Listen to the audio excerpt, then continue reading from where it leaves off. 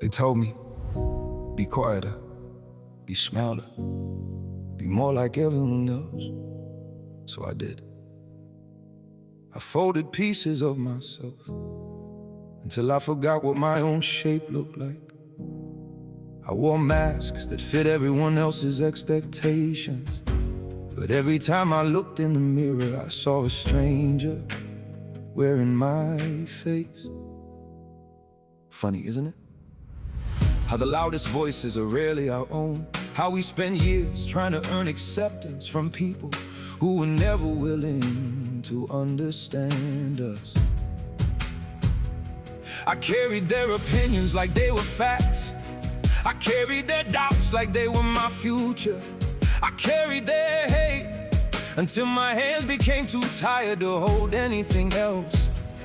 Then one day I dropped it, every insult, every label, every expectation that never belonged to me. And for the first time, I stood. Not because life became easier, not because the world suddenly became kinder, but because I finally realized my worth was never up for a vote. See, the people who throw stones are usually afraid of someone building a castle. The people who laugh the loudest often fear their own silence.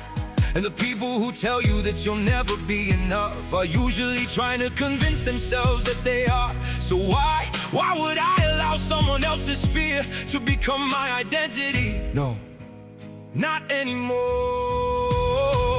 I am not my mistakes, I am not my failures, I am not the rumors, I am not the comments, I am not yesterday's version of me. I am every lesson, every scar, every tear that refused to be the end of my story. Because scars don't prove you were broken, they prove you healed. People ask me, how do you ignore the hate?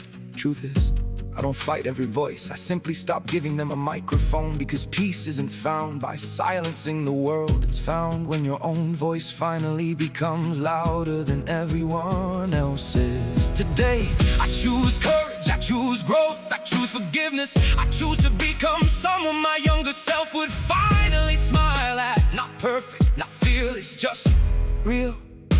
Because being real takes more courage than pretending to be perfect. So if they judge me, let them. If they doubt me, let them. If they misunderstand me, let them. Because I have spent far too much of my life trying to fit inside boxes I was never created to live in. I was made to stand, to rise, to become, to inspire, to remind someone else that surviving can become thriving. That pain can become purpose, that hate can become fuel, that the darkest chapters can still write the greatest endings.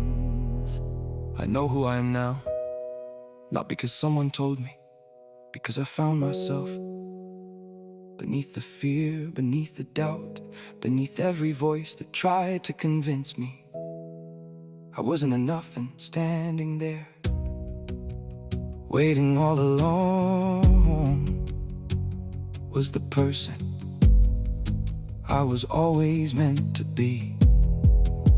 And no amount of hate will ever make me forget who I am.